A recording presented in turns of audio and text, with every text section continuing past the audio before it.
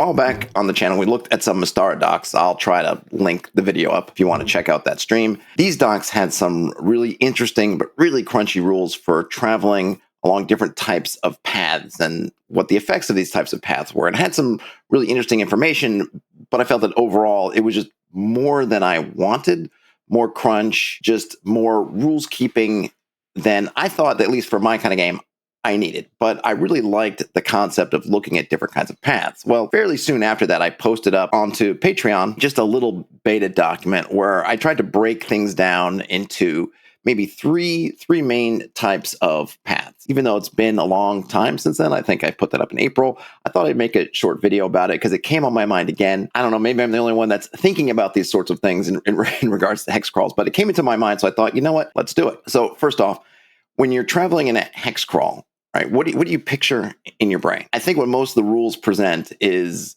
that image you might have from a Hollywood film of some explorer with a machete just chopping down grasses or brush or tree leaves and blazing their own trail through the wilderness. And I think this is what the rules imply, though they don't ever outright state that you are making your own trail. I think a lot of us in our experience probably are not experiencing wilderness in that way. We are not blazing our own trails where, at least in my case, hiking, multi-hour hike. Maybe if you're someone who does day hikes or even overnight hikes, you're walking over established trails, something like the Appalachian Trail or some other trail in a national park.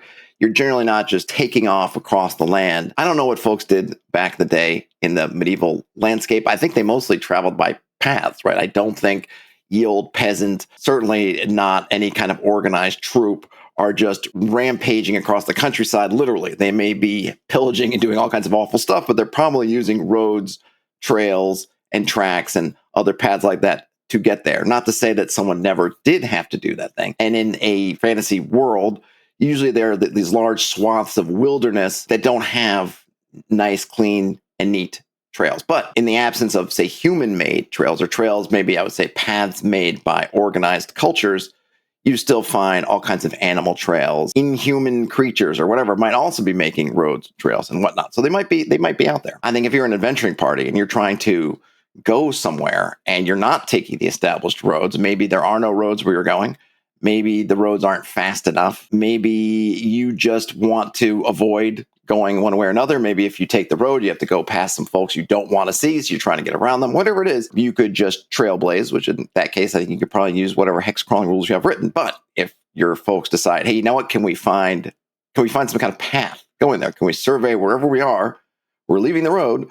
Are there any paths that lead off in some way that we can utilize? And I think the answer to that is, well, I'll give you a roll. Or if you have a skill that might forego the roll or whatever, or invest time, let's do it. What kind of paths are there? Now, I mentioned that in that Mystara document, there was a whole bunch, I think, of they had all kinds of different classifications in there that were really interesting.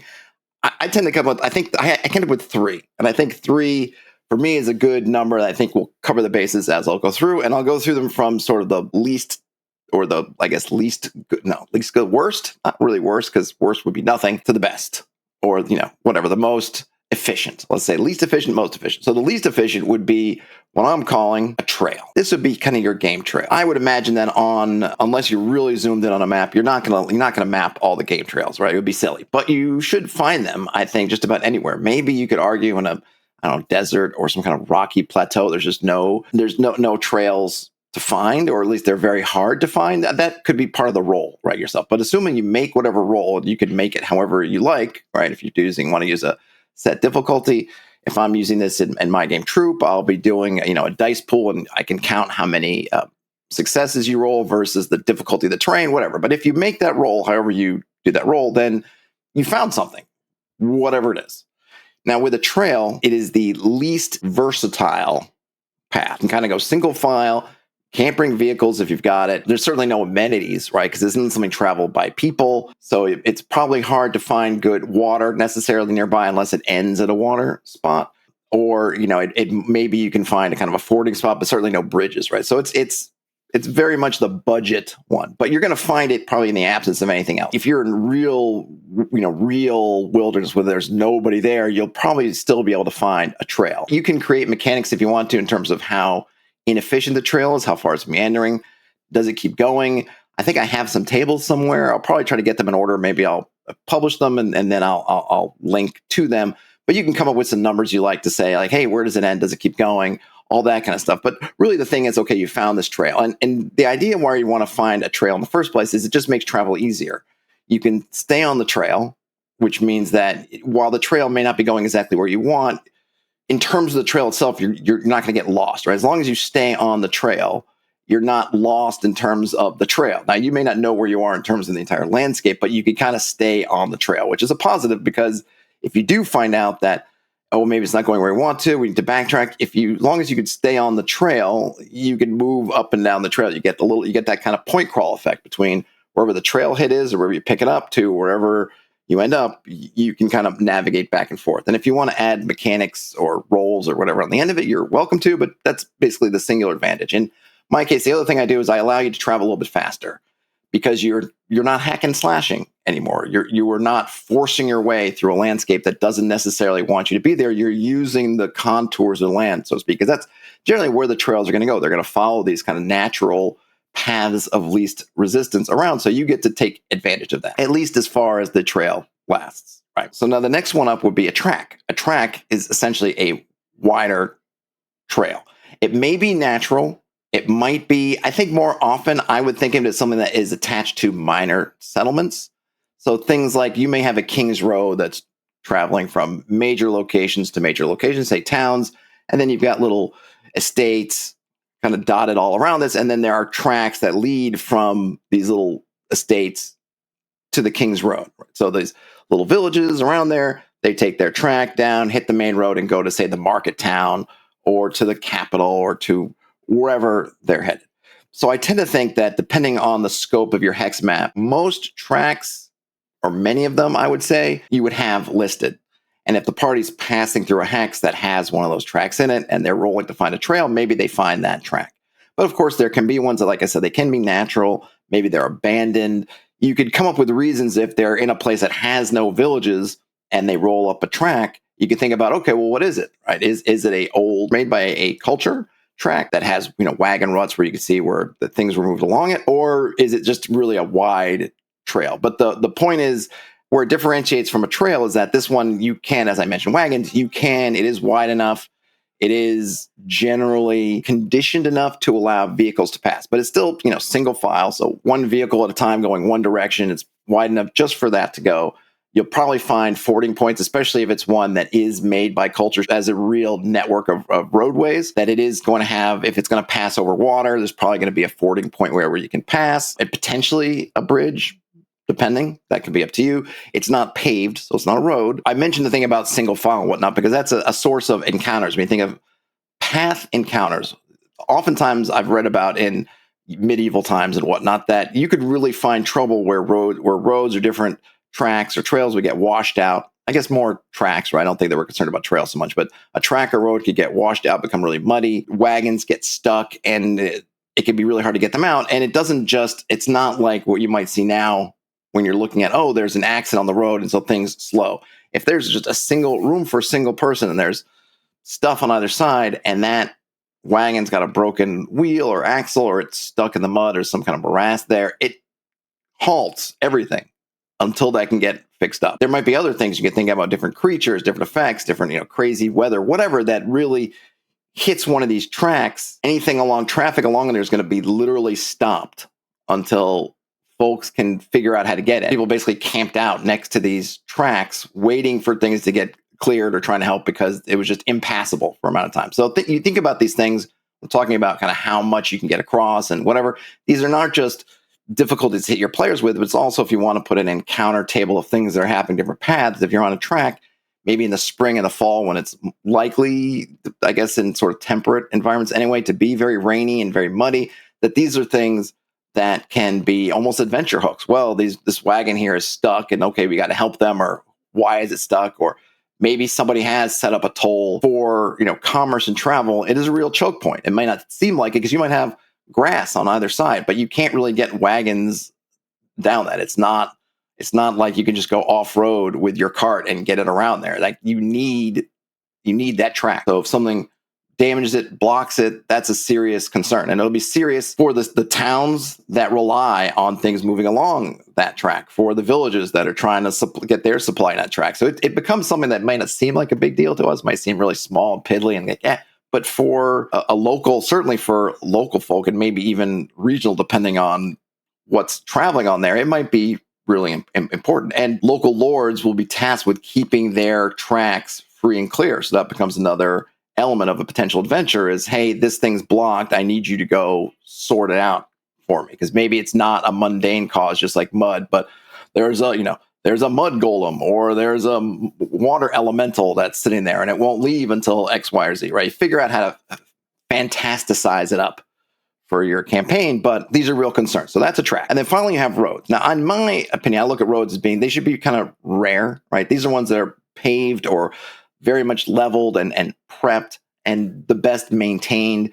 These are, if you're on the road, the local lords are definitely, if tracks, keeping tracks open is kind of important to them, on for a locality, say for a particular estate, right? For their track, because so much of their commerce comes on that track. Roads are where the higher level lords, estates that cover multiple smaller estates, right? They're higher up the feudal food chain. They're going to make sure that those roads are clear. The rulers are going to make sure those roads are clear as much as they can, right? But of course, things happen. And so again, calls to adventure. But roads will allow two-way traffic. So now you at least have two wagons that can get stuck before things totally bog down. They're going to be paved, bridges, most likely, maybe fords, or even maybe a barge if it's a wide river and it can't be forded and you can't afford a bridge. You might have a barge taking you across, passable by two. So you have two lanes, essentially one going each direction.